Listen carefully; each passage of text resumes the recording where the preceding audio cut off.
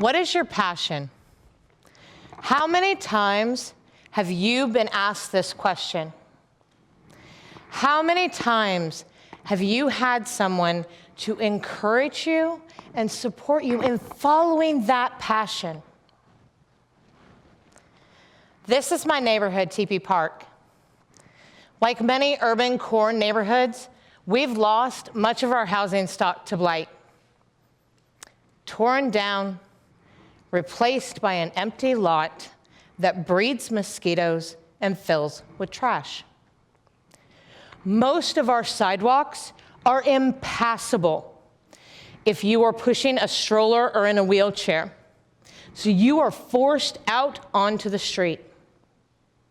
Years upon years of disinvestment showing in every crack, in every disappointed sigh of a neighbor. How many times do you think we have been asked what our passion is? We get told what we need to do to better ourselves. How many times do you think we have had somebody supporting and encouraging us and pushing us towards our passion? No. We generally get pushed towards jobs on the ability to make money in hopes to break a poverty cycle, and our passion disappears. I have lived in neighborhoods like this for most of my life. I have seen and heard the same story playing out again and again. This is my story, from my perspective, about my most life-changing journey. 2.5 years ago, my neighborhood was going through a really rough time. My neighborhood has the highest poverty rate in Evansville, according to the census. I had neighbors surrounding me that were struggling just to keep their heads above water, including myself. Then our violence started to grow. The moment that impacted me the most was hearing about a 10-year-old child carrying a gun in our neighborhood. I wondered, what could possibly lead this child to think this was the answer? Why would he have been so desperate to go this route? And my last thought, how long before he was going to be the next one to die? So a neighbor, Kathy Davidson, and I started gathering our youth every other Saturday to paint rocks and listen. We listened to what they felt our neighborhood was lacking. We listened to why they weren't accessing after-school programs. We listened to their dreams. We listened to their challenges. One question changed everything, though.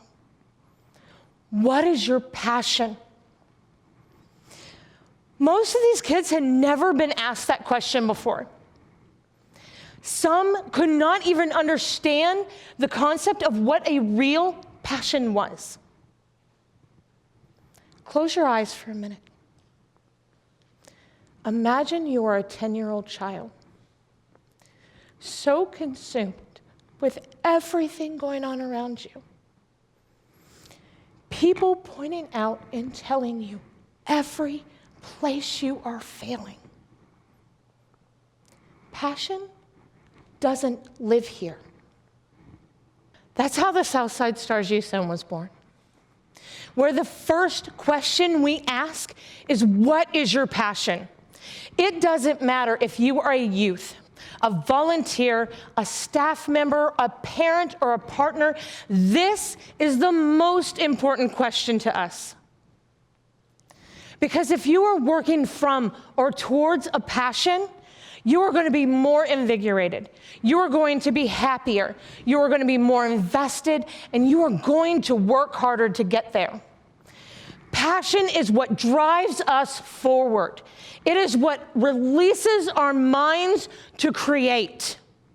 And it is what makes us the best version of ourselves.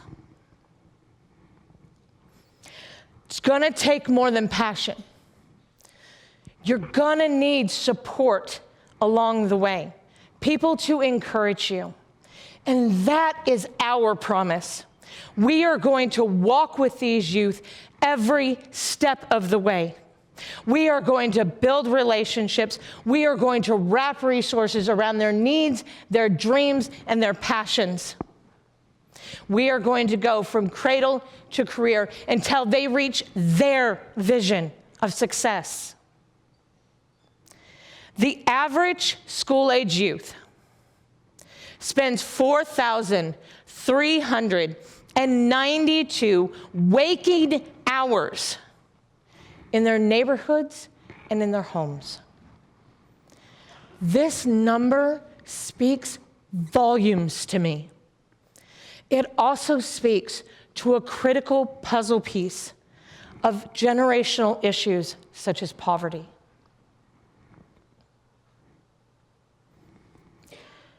That is over 50% of their time. Youth-centric isn't just a catchphrase. It's a mindset. It means that each individual youth is at the center of everything we do and every decision we make. We are not just leaders with them. We are co-partners together. They need to be allowed to create and to change and develop their own components in order to reach their dreams and their goals. It requires us to trust in our youth, and it requires them to trust in us. That's a scary thought, I know. Because as adults, we really want to control and direct everything. But I am telling you, these youth can do amazing, incredible things when they feel valued, when they know that their voice matters the most, and when they have the opportunity.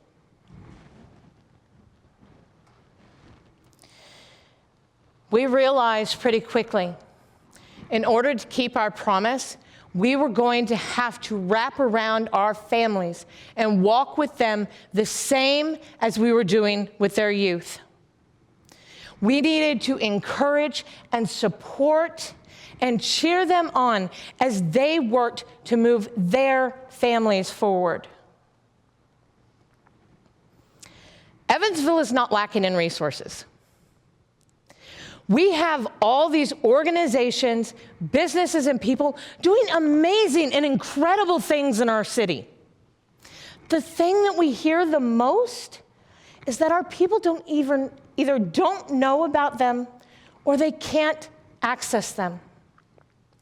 So that's where we started, building partnerships and building collaborations, asking them to do what they do best. Stay true to your mission. Just bring it here so we can access it. This approach has given our youth a ton of great experiences over the past year. Robotics workshops, writing classes based on their individual literacy needs, movie development and production, learning to read and play music, and a ton of other STEAM activities and events that are all aligned to the passions and the goals of the youth we serve. I get asked one question quite often: how are you able to do so many different things? For me, the answer is simple. We're not doing this alone. We have all these incredible people that are walking this journey with us. They are wrapping around and investing in our youth, in our families, in our neighborhood. Without them, we would not be successful in this endeavor. When we opened the SSYZ last fall, it wasn't long before we came upon a very devastating and shocking fact. We had children as old as 10 and 11 years old that couldn't read at all. We had some that didn't even know the letters of the alphabet or what their sounds were. It's not just the act of reading, though. Illiteracy leads to a lack of language skills and communication breakdowns that can create conflict. It decreases our ability to be creative by lack of exposure. The worst, though, is it limits our opportunities. You cannot even get a job at a fast food restaurant without being able to read. Those opportunity losses lead to what we call bad behaviors. These are the behaviors these youth are using to try and boost their self-esteem. And if it continues to go on, these bad behaviors can end up being criminal behaviors out of necessity. The Evansville Public Library was already running a pilot program with us 2 days a week, focused on literacy and STEAM. When we found out what trouble we were in, we went to Joanne, who leads that program. And we started making some drastic changes. They went from independent reading to interactive reading. This isn't where the kids are just gathering to hear a story. This is where they are stopping that book mid-sentence to ask questions. And we're all stopping to explore them with them.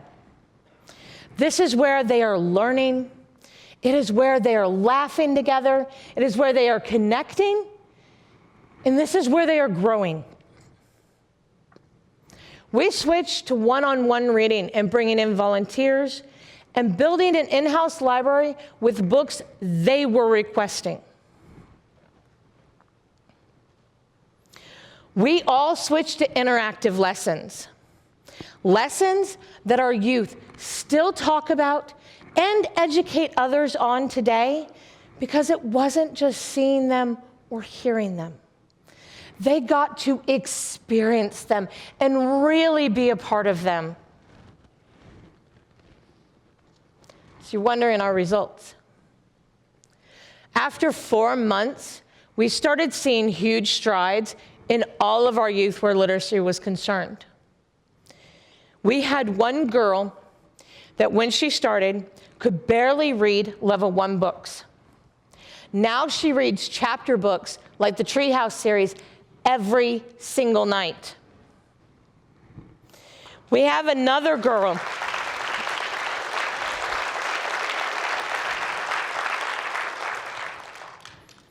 We have another girl who didn't even know her letters.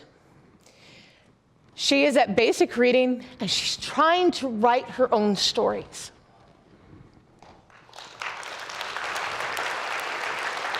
And it's because we invest in them. We started learning when we were building relationships with our families that the youth that struggled the most with reading came from households that struggled with reading. Parents with high school diplomas that could barely read past a 1st or 2nd grade reading level. These families are the ones that typically struggle more financially.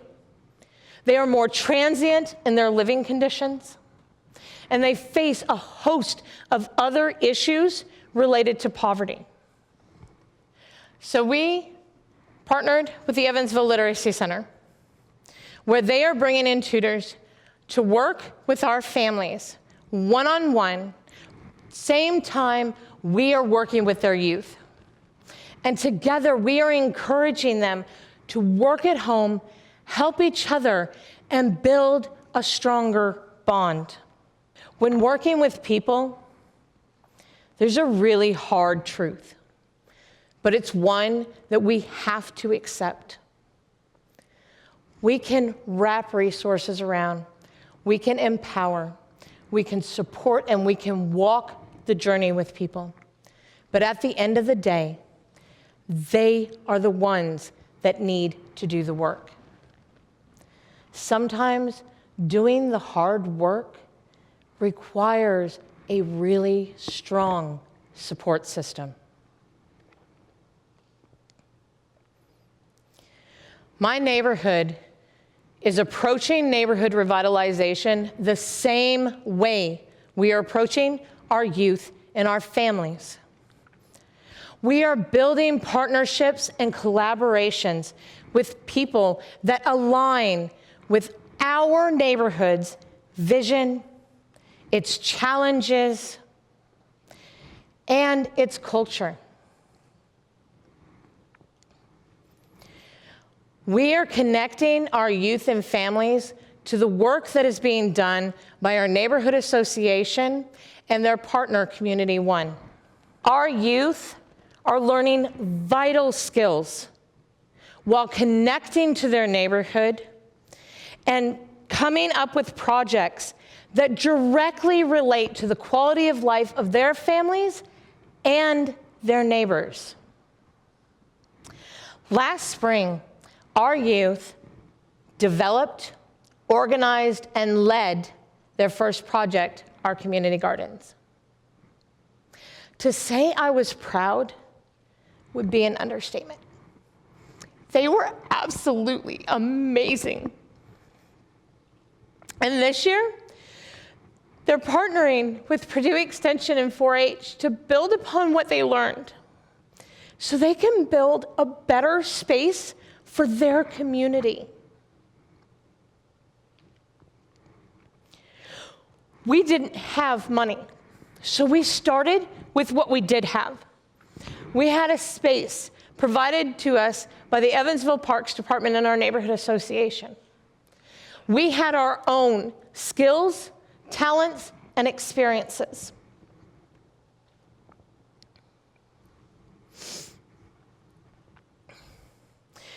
So I am imploring you, do not wait for funding or permission to move on your ideas. Just do it. It is connection. Just move and do it. So I ask again, what is your passion? This is my passion.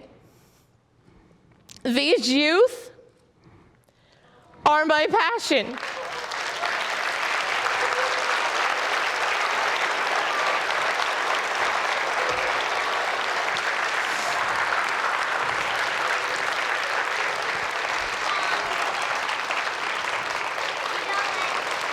These families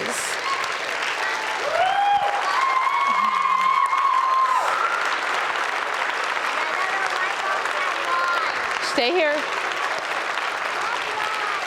These youth are my greatest passion. These families are my passion. These neighborhoods, my neighbors.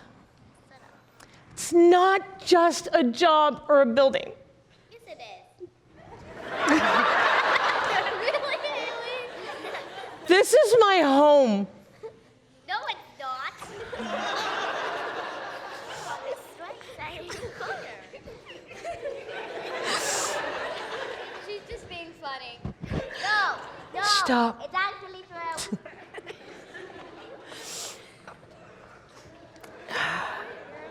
This is my first thought in the morning, and it is my last thought at night, because this is about people. We are struggling together and we are finding ways to thrive together.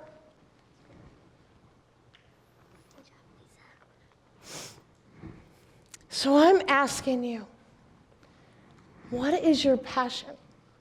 How can you take that passion, connect it to your community, so we can all thrive together?